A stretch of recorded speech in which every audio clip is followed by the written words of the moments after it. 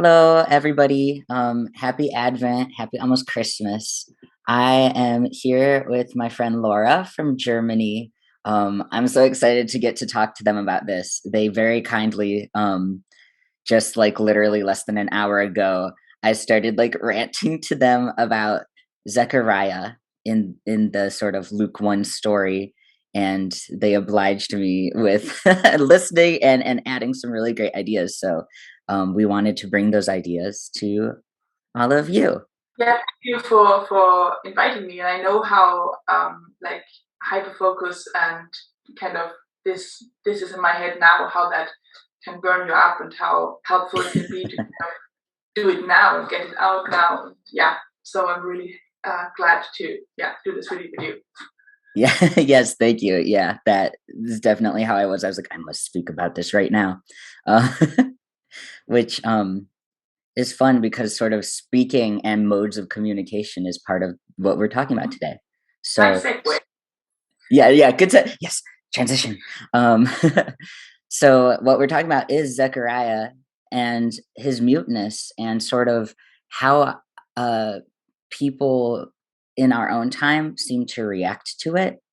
Um so what I first sent to Laura was me being like, "Oh my gosh, I keep hearing people like I've been at like um sort of Bible study type sessions that talk about a lot of the Advent stories, including in Luke 1, where basically Zechariah is a priest in Judah and he's in Jerusalem, um, lighting the incense, doing his prayers, and the angel Gabriel comes and says, "Hey, your wife, who is everyone thought is too old to have a child and she's never had one, she's going to have a son and it's going to be great." Zechariah asks, "How will I know it? How will I know this is really happening?" And in response, Gabriel makes him mute. And the reactions I see to this tend to be, it feels like the obligatory straight comments about, haha, I bet Elizabeth is relieved her husband can't talk during her pregnancy. Um, which for me, just, I mean, first of all, it's such a straight thing.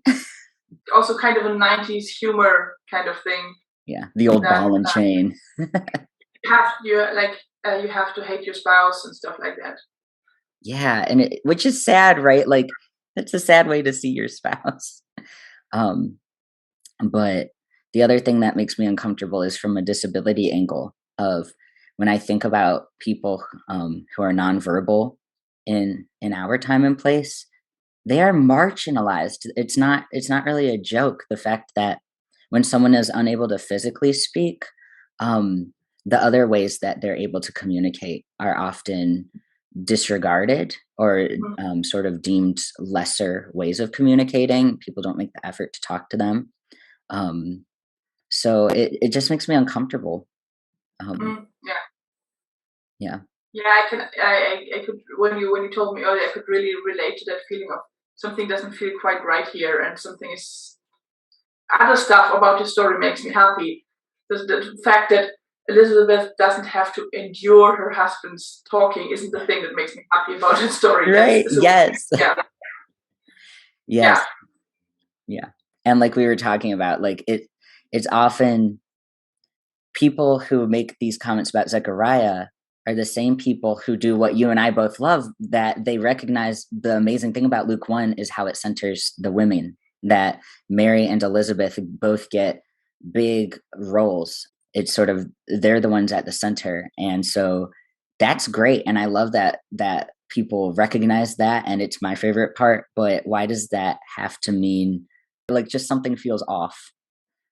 The thing that you said that this was kind of the muting or the shutting up of Zachariah was kind of used as kind of empowering to women.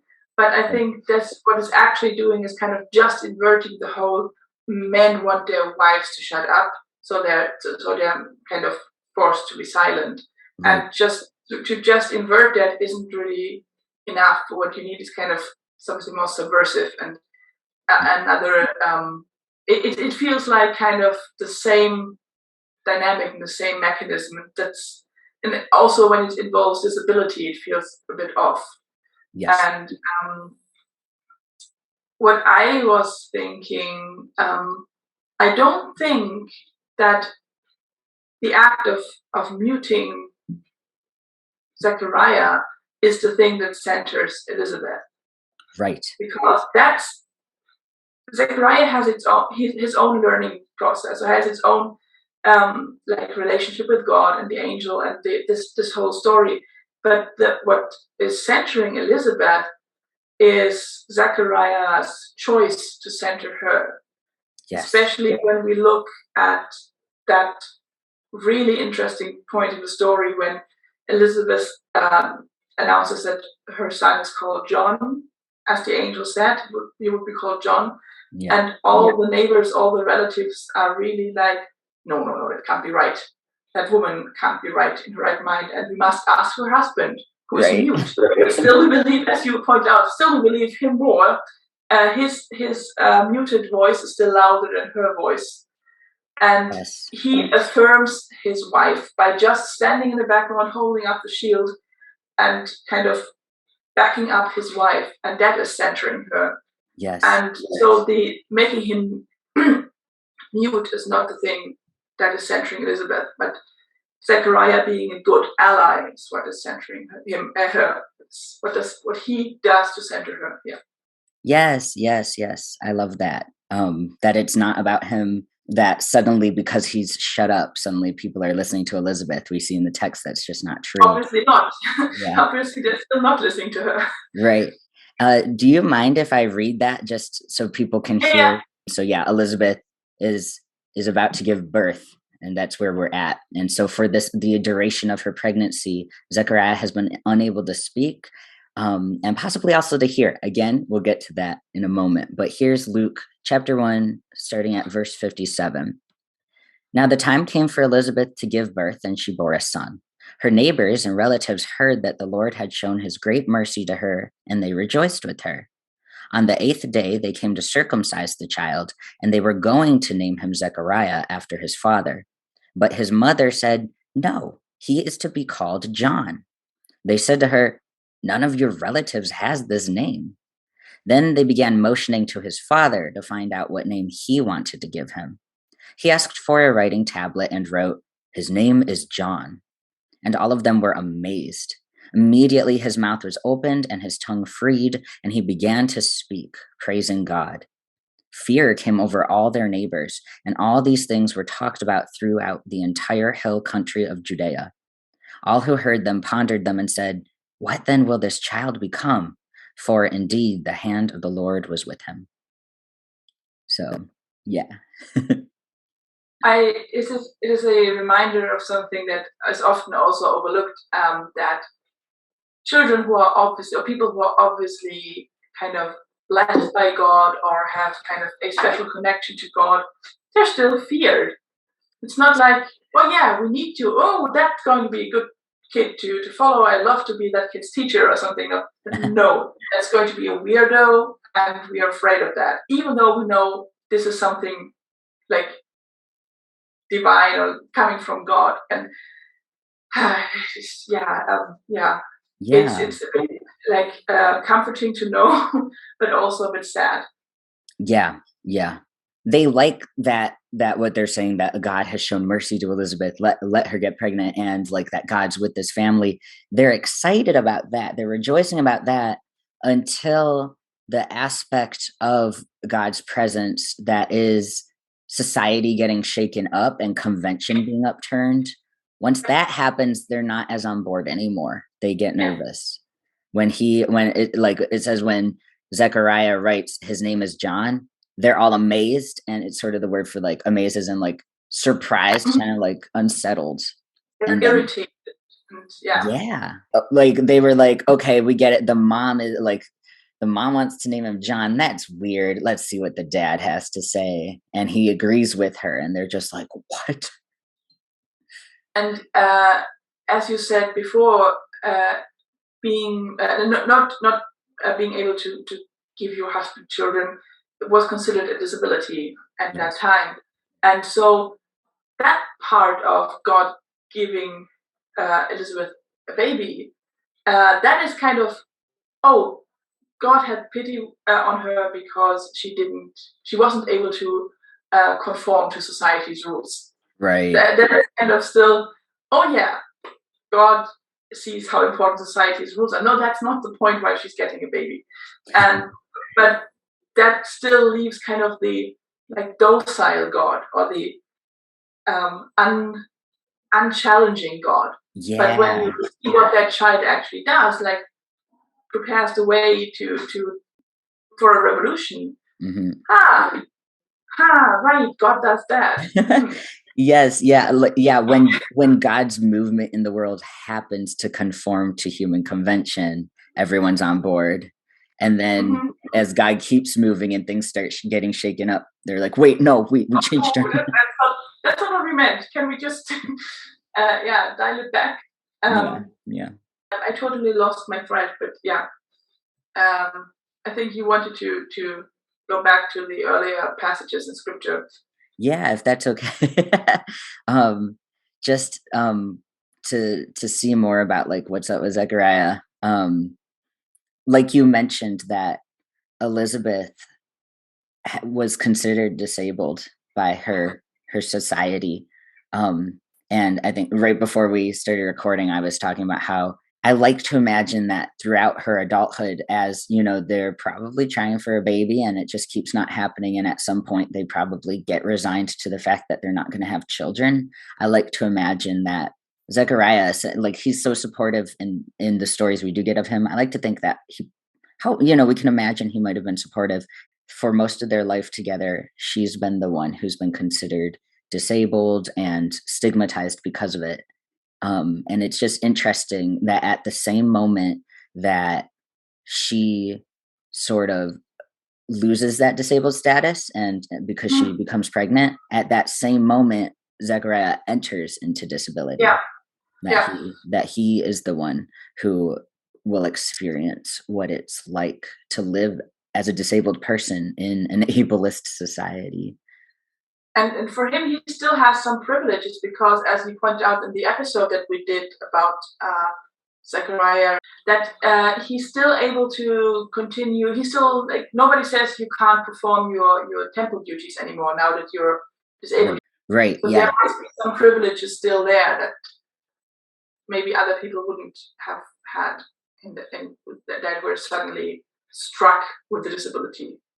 Right. Yeah. Just the sort of difference. Like, if he had been born mute, would he have ever gotten the chance to fulfill his priestly vocation? Yeah. Yeah.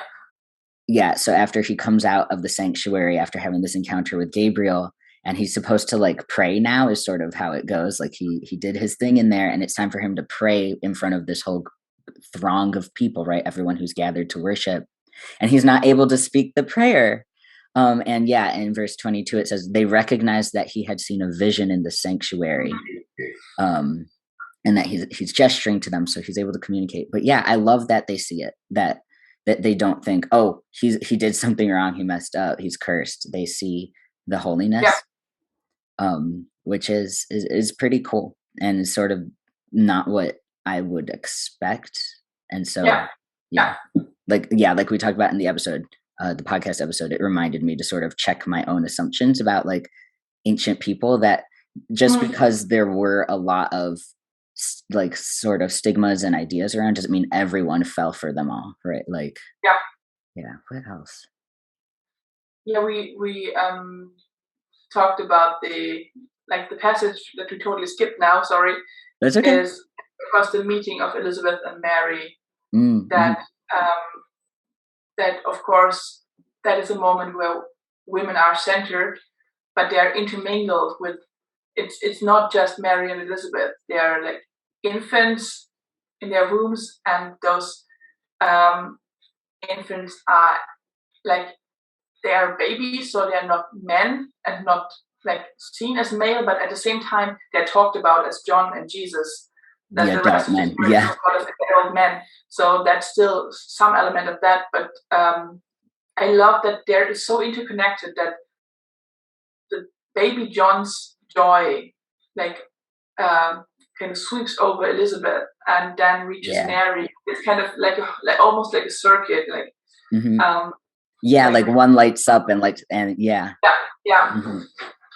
Yeah, absolutely. Yeah, and it is like you're so right that they're infants, they're not even born yet, by like they shouldn't be considered men in this story, and yet the angel Gabriel talks about John the Baptist as like in his future as a man, and Yeah, Zechariah does too.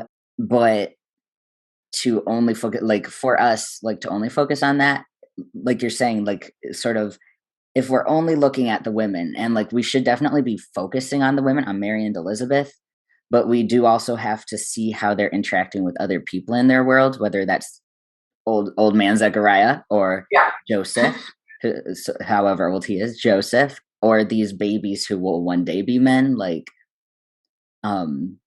there's still like people like to focus on sort of Luke 1 through a feminist lens, and that's awesome, but that doesn't mean you can't look at the disability lens with Zechariah, yeah, and you also should pay attention to the fact that um children are powerful in this chapter too, right? That yeah. Like as we've talked in the episode in the podcast episode about when you see John and Jesus through our lens as autistic, they're yes, disabled babies, they're disabled children, and they're children that are extremely vulnerable because people are told not to be happy when their baby is autistic, when their child is right, autistic. right, And that joy that those mothers feel from those babies that in other through other people's eyes are not as worthy as other babies, yeah, that kind of reclaims their worth. hmm, And yeah, yeah, intersectionality. yes, yeah, that like you're saying that they're all connected, that circuit, it is sort of like intersectional or like interwoven, that Yeah, we don't have to tune out other angles or other sort of like yeah, marginalized groups happening in the story to in order to focus on the one. Like they all work together, yeah, um, yeah. and impact each other. Um, for if anyone's like, wait, why are John and Jesus autistic?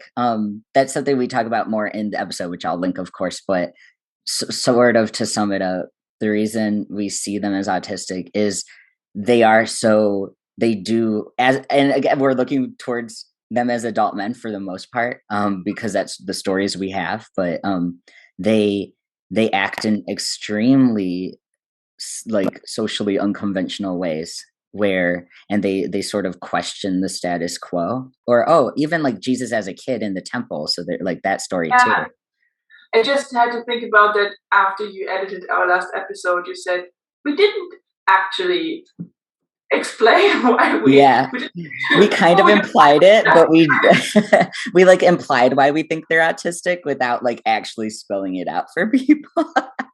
but being autistic ourselves, it's kind of so obvious that it's Yeah. something difficult to kind of spell out. But Mhm. it's when things that are taboos for other people and you just don't see those taboos and people just suddenly look at you like you've done something wrong, Yeah. that is feeling like that they were amazed, Mhm. that resonates very much, that or like especially with John and Jesus, we also focused on, okay, lives in the desert, has one kind of food that he eats every day, Mhm. and grows out beard and long hair, and is kind of really, that's not important to him like appearance. That's Yes. Yeah. important to him as kind of the truth and the message. Mhm. And for Jesus, like there are so many episodes I did where I kind of the baby Jesus in a temple or walking on water and all the things that now it sounds like I claim that autistic people can walk on water. We can't let the Allistics know That's about our not superpower. No. no. Um, Yeah. but But no, that yeah, people can totally go and look at your podcast if they want. Like you and I, alternatively, we could totally just go through every story of Jesus and be like, here's the autism. yeah, um, yeah, I would really love to do that. Yeah. but I'll probably include some links to some various autistic Jesus info. And we are not the only ones who have seen this, No, right? no, we're not really. Yeah. Yeah, there are Um, many people who see many Bible characters yes. as autistic, Yeah, and including I'll definitely link. There's someone who I don't really know this person's work well, but Ben Allison talks about how Jesus is autistic through Mhm. how he, like we're saying, he doesn't go with conventions about who you're supposed to talk to and who you're supposed to avoid, but also that he is super blunt. He's obsessed with the kingdom of God. He's got his special interests and all of that. Yeah, Yeah. that really makes me so happy because I thought I can't talk to anyone about this. People think I'm weird. When I googled, the only thing I found was your Etsy account with the catch, and that was even before we were friends, before I knew. But Mhm. yeah, this episode, the last one, that's called Magnetism. It's about Jesus and John recognizing each other as autistic, as many Yeah. autistic people do. That is another factor in Mhm. that. Um, to um, to know that your child is different, and both mothers have been told that. Both mothers know. Right. Yeah, No matter before what word yeah. you use, no matter those children are going to be different. They're going Yeah. to be special. They're going to have a special relationship with God or with the truth and prophecy and they're going to be trouble. They're going to Yes, be they're gonna be like trouble. in Mhm. trouble by just being themselves and just being how they're meant to be. Mhm. And to be joyful and happy about that means you need to trust yourself, your baby, you trust God that just Yeah. because people are going to give your baby a hard time Mhm. doesn't mean that that baby needs to change. Right. Yeah, and to for Zechariah especially, the same way everyone expects this baby to have the dad's name, they probably also expect this baby to eventually have the dad's job. That John the Yeah, Baptist is going to inherit priesthood from his yeah, father. Well, like you're saying, Zechariah and Elizabeth both know before this baby's even born, because an angel told them that he's going to be a prophet and he's going to sort of be a wild man living out in the yeah, desert. right, yeah, Yeah. right. And you're right, like to be able to rejoice in that Mhm.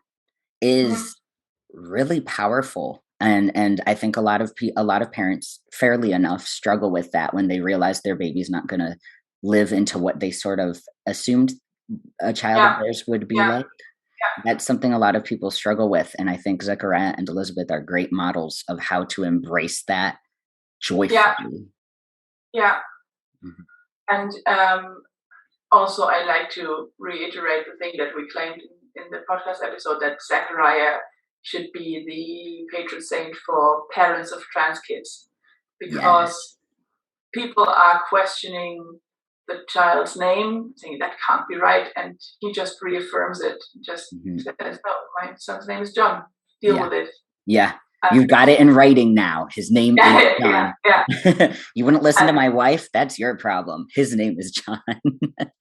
I really like that. I really Mhm. and you last year about Christmas time you did this sermon about Joseph being Right. a kind of an ally, being a good ally and Yeah. learning and kind of trying to figure out how to behave and I yeah That idea of like 3 different kinds of allyship, if you wanna talk about that. I need to find that chart again. It was about how to learn to be an ally Mhm. and it was about there are different types of behavior that are right at different moments and Right. there are moments when the people you want to be an ally to they need your protection so you need to stand in front of them Right. Yes. and there are moments when they need your solidarity so you need to stand beside them Mhm. and there are moments when they need to be heard and need backup just in case so you need to stand behind them and to Yes. know when not to be in the way, when not to take center stage and just go in the background. And that is really important to kind of develop a feeling for, oh, this is not my time to speak now. This is where I Yeah. go in the back. And if they don't believe my wife, then I'm just here with my shield and with my uh, Right. Yeah. my board and support her. Mhm. And I yeah, I think that is what Joseph and Zechariah are doing. That they They both realize it's not about them. They are part of the story, but they're not the center of the story. So they find their way of centering the people who should be in the center. yes. And when they need protection, when they need solidarity, and when they need backup to, yeah, to not be in the way in the Hmm. wrong moment. Yeah, absolutely. And like I sort of I can picture different times that Zechariah might embody any of those roles, like talking about before this whole angel encounter happened, spending his life with Elizabeth, who is infertile. I imagine that I like this is me using my, my sanctified imagination. This Mhm, isn't in the Bible text, but I have this vision of them, out and about and someone sort of pressuring Elizabeth, like, so when's the baby coming? When can we expect it? mhm, That might be a mhm. time for Zechariah to step Yeah, in and go in front of yeah. her and either be like, hey, this isn't like she doesn't want to talk Mhm, about this, or hey, let's change the topic type thing. Like, mhm, so that mhm. Elizabeth doesn't have to put up with those comments that if Yeah, I yeah, like it. And so, and then other times standing side by side with her where like letting her express any sort of whatever she's feeling type thing about yeah, it. And then other times like you're saying where he for much of the her pregnancy, I do imagine that he's sort of gone into the background, that it's more about her, and that's why we get the story of her greeting Mary. We don't get her and Zechariah greeting Mary. He's in the yeah, background and it's yeah, fine. yeah, And then he sort yeah, of steps back and is side by side with her when they ask her about the baby's name and then ignore her, and so they ask yeah, him, and so yeah, he's like, oh, I need to step forward again. um yeah. yeah. So to have to kind of have a sensibility of when you are needed how. Hmm. Yeah, and how, and a lot of times it's about being very aware of your own privileges and marginalizations, I think. Like, Mhm. but yeah, just because he's a man doesn't mean he has all the privileges, especially at this point when he's experiencing being mute, Yeah, and deaf. I do want to just quickly, in Greek and also in Hebrew, muteness and deafness for like associated so closely together that if you see this Greek word for mute that is used for Zechariah here, you can assume that unless it says otherwise, that the person's also deaf. And yeah, the way people gesture, so in verse, let's see, yeah, when the neighbors are trying to ask Zechariah what the name is, it says in verse 62, then they began motioning to his father to find out what name he, not they ask him verbally. They like he also can't hear. they, Um they find ways. They also do make an effort to find ways to communicate with yeah, Zachariah. right. Yeah. And oh, that I know we're going all over the place, but I think we're coming near the end. So I think we're doing good. But yeah, like that is part of why all the jokes about like, oh, thank goodness he shut up. I think that's one reason they really rubbed me the wrong way. Does this make sense to you that I'm trying to like I was trying to figure out like why people almost sort of make a joke of his muteness. I think people forget that being nonverbal is also a disability and something that Yeah, really is something that a lot of people do experience. Does that make sense? Or yeah. no? I think there's kind of a weird divide between this is a disability we make all fun of, and this is a disability just scares us so much we don't want to look, and both are Yeah, not good. right. Or that we pity. Like Yeah, we pity yeah, this one, we mock this one. We yeah. yeah. That's on the other side of that weird divide. And Hmm. I some month ago I can't type well, so I'm not really good with Twitter arguments. But Hmm. Hmm. there was a German disability activist who got targeted by neo Nazis, Oh boy. and I I really wanted to write something, and I commented that this is not okay. And Hmm. then in the back and forth, that was kind of speaking, we were both writing in German, but it was like different languages. Right. And at one point, I mentioned that I am disabled too, and they were, for them, it was kind of, why would you insult yourself? It was kind of it was. like it was so weird because for me, saying I'm disabled meant something completely different. Yeah. They thought I was disqualifying myself. Gosh. And that is kind of the gap of how words are used and how disability is viewed. I mean, Yes. that is like a completely far end of the spectrum of like um, Nazis on Twitter, of Yeah. course, don't have, yeah, don't know what ableism is and so on. No. Oh, but you're so right. And it's everywhere, right? Like, oh, don't call yourself autistic. Call yourself you're Yeah, a yeah, yeah, person with yeah, yeah, autism. It's like I will yeah, call myself what I would like. Like I'll yeah. choose what I call myself. Thank you. The, Like, um, yeah. the whole don't see you as disabled. I see you as a normal person thing. That is not the nice thing Yeah. to say as you think it is. It is Right. Especially like pitting disability and normality against each other yeah, like yeah, that. yeah. And that what an effort you go to not see my disability. No, see my disability. It's Mhm. there. It's part of Yes. me.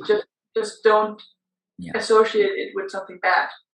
Yeah. And I think that's a big part of why I'm so I don't know the word, like passionate about trying to bring Zechariah's disability to the forefront Yeah, is yeah. is that when we do name it and when we explore it, it opens up new readings of the Luke text. There are so many people in our world who need to see themselves in scripture.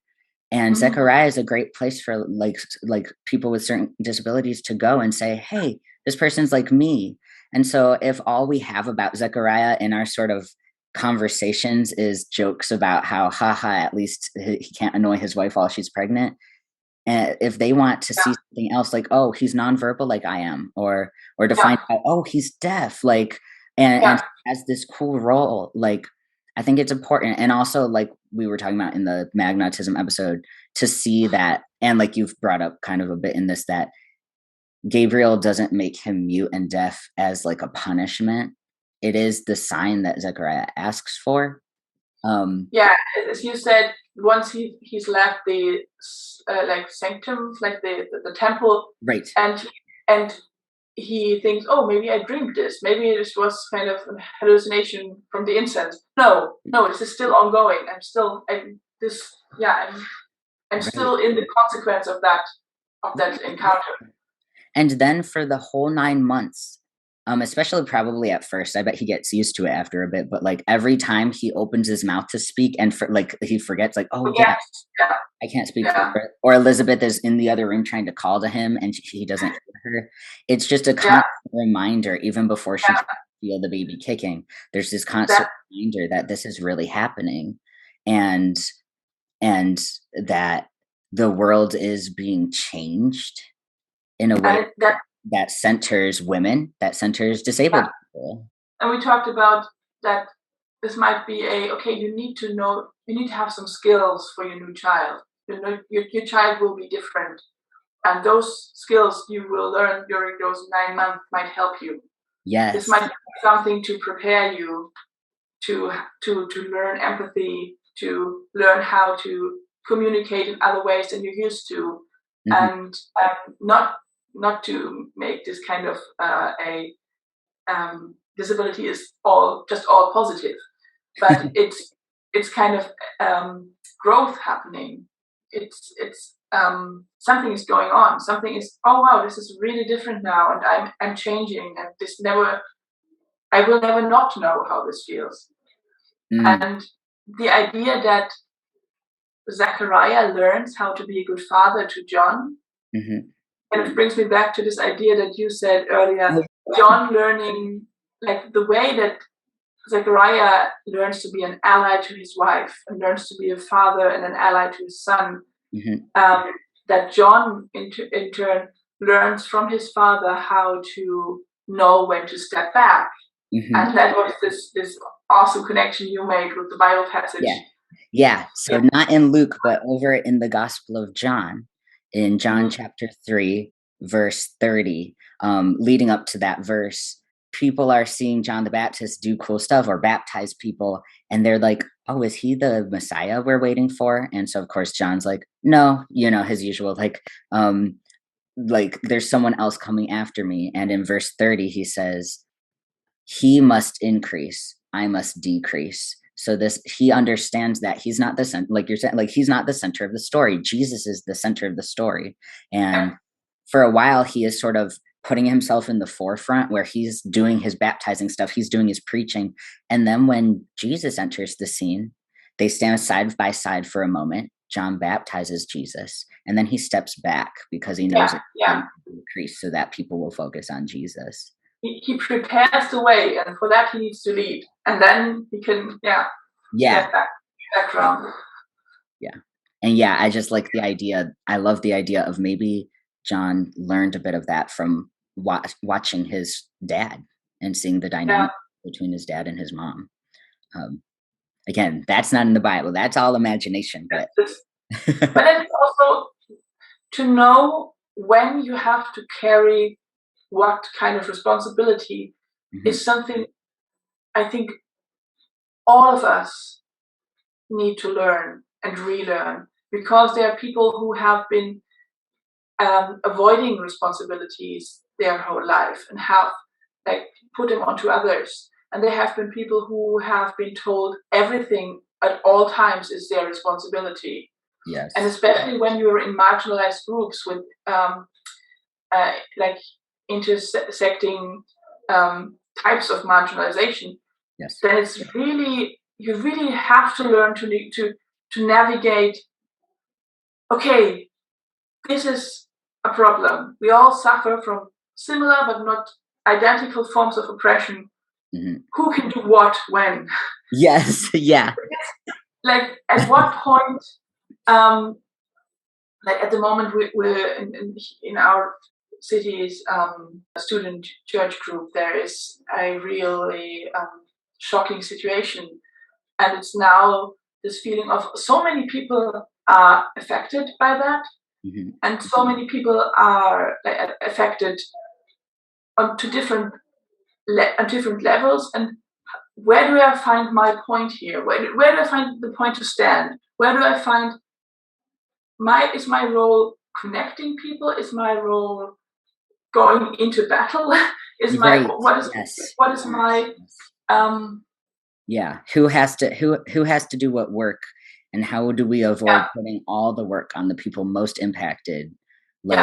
Like giving them the space and the agency to do whatever part they feel they genuinely want to do and to have the energy for. So stepping back when they have the energy and want to step forward.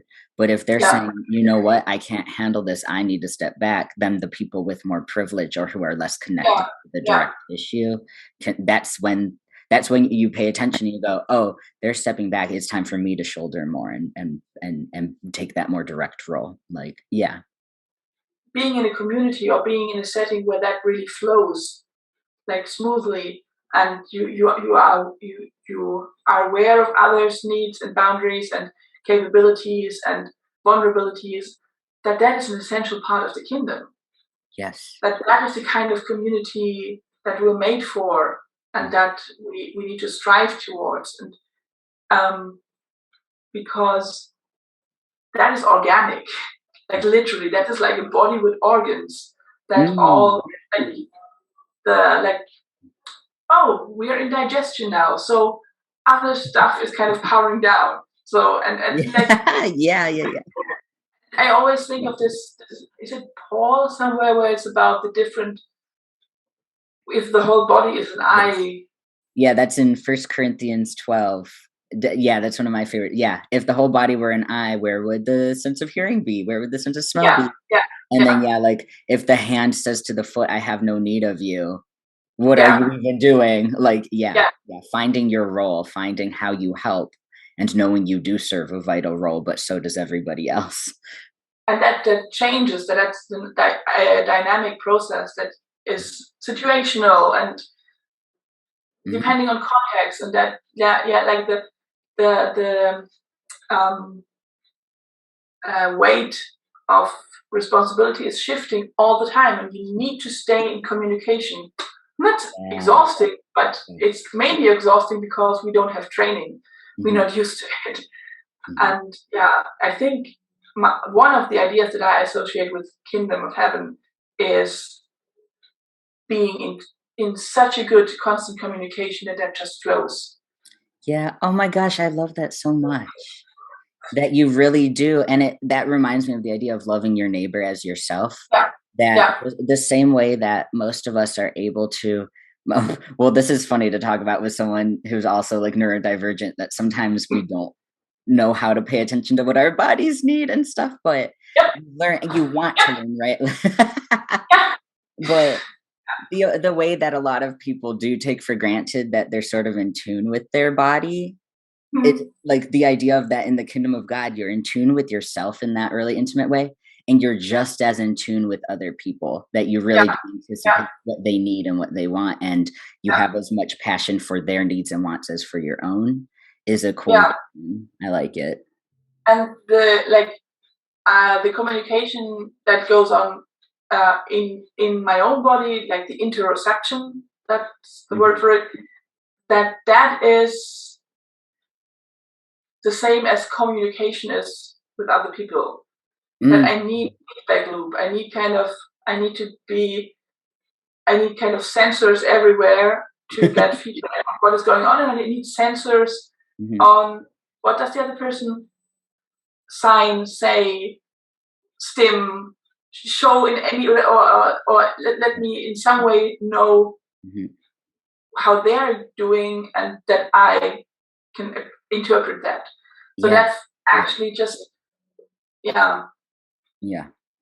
both I are like kind that bringing in the multiple kinds of language too, like, yeah, it kind of reminds me of, um like, sometimes I'll be, like, really cranky and I don't know why, like, I just feel upset and the world sucks and it's terrible, and it turns out that yeah, I'm, like, in sensory distress because a light is on, or because yeah. I Whenever or I have TMI, like, I have to pee and I don't realize it. Leah, my wife, has gotten really good at knowing, like, "Oh, when you Avery's either, like, catastrophizing, acting like everything sucks, or they're lashing out at me. I'm gonna turn off that bright light. Oh, magic, they're better now." Like, that she has learned how to recognize my needs sometimes before I recognize them. that's really cool. And I just to throw in a completely unrelated Bible passage. We've talked about also on another episode before about Elijah of being, I just want to die. I just Right. can't Yeah. anymore. And then Can't do it. God be here's some food. Have a Here's nap. take a nap. And then when I 2 days ago I was so shocked and annoyed by my own anger. Mm. And then our neighbors made too much of, like pizza buns and brought them over, and I just could shove them into my mouth, and I felt so much better. Uh-huh. I'm not angry anymore, not hangry anymore. This is Right. kind of annoying that that's a thing that that my emotions should be kind of um, um, dependent on, oh, my stomach is empty and I haven't paid any attention to it. And Right. Yeah. Like it, yeah. Oof. Now I'm again, like, picturing Zechariah and Elizabeth throughout the pregnancy, both of them getting really good at sort of picking up on the yeah, unspoken cues, yeah, like that maybe he can just tell by the way she's sitting that she's in pain and needs a massage, yeah, yeah. or she, like, can tell when he, like, just, He like, needs something and can't communicate. That right, yeah, that they both might get good at sort of reading those unspoken things. yeah, yeah, Because they have to, because it's their only option to communicate, is to yeah. that they have to get into that deeper kind of communication beyond words. And then having a baby that naturally can't speak for 2 years, Right. and also needing to pick up the signs and the ways, different ways a baby cries, and yeah. Mhm, mhm.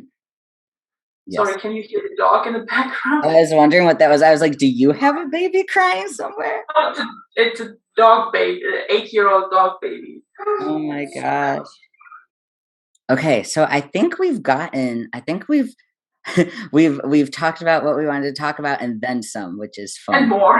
Yes, Yeah. always more. Um Do you have any other like last things you want to say before we wrap up? I'm just really always happy when I I feel like I see myself in that Bible story, but not in a way that most people do. And then Mhm. other like other people say this makes sense too, or I see myself in that too. And I think, Mhm. as you said before, having enough diversity so everyone can see themselves Yes, in yes, some aspect of biblical figures is vital for being able to connect and not feeling that you're like that the Bible or your religion is just another aspect of your life where you're not welcome. yes, yes. Where you don't see yourself and you're expected to conform into other Yeah, yeah. Yeah, and absolutely. I agree with you. I agree, and that's why I'm so happy you were willing to come on this journey of getting excited about Zechariah with me. Brings me joy. I just have to think about like that Roderick Greer quote about bringing the folding chair to the throne room. Yes. And you could just go on from there and talking about a wheelchair or Mhm, mhm. other kinds of stuff that you have to fight for your place at a table that is actually reserved for you, Yeah, but people are at the party there. I love it.